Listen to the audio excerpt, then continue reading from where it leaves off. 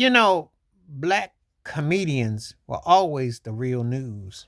Um, Black comedians always had a way of telling you what was really happening. I remember when Chuck D used to say that hip hop was the CNN of in music and the barbershops and everything.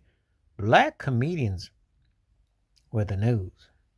They say the stuff that you wanted to say that you didn't, black or white, and anything else in between. They always was the form to making you think, to say things.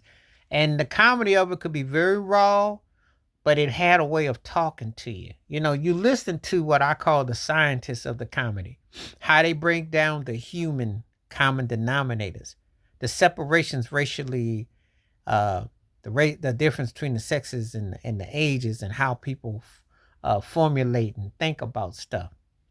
How did I know this? Because I grew up on, I remember a guy named Richard Pryor, who is the GOAT to me as far as comedians. I don't usually like to put titles to just one person because it's unfair, but I'd be very hard pressed to find someone to me that captured the experience in such a way that it's hard. Now, Eddie Murphy had more of the commercial aspects and he was big. Don't get it twisted.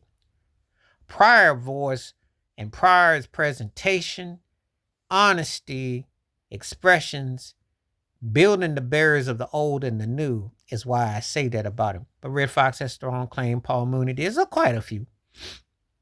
And people come along now may say that way about Dave Chappelle. Some might say Cat Williams. They have different people that come along. Well, the thing though that it's all together though is that Cat Williams was very prophetic in what he said on Shannon's Club Shay Shay a year ago. And black comedians are the actual news.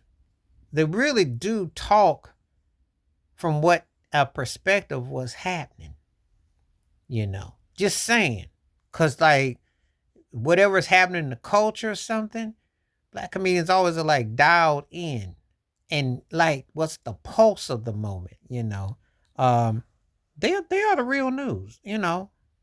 Um you can talk about any news event and it somehow will come out there on that stage where someone will crack on it. It'll be what everyone's talking about, you know.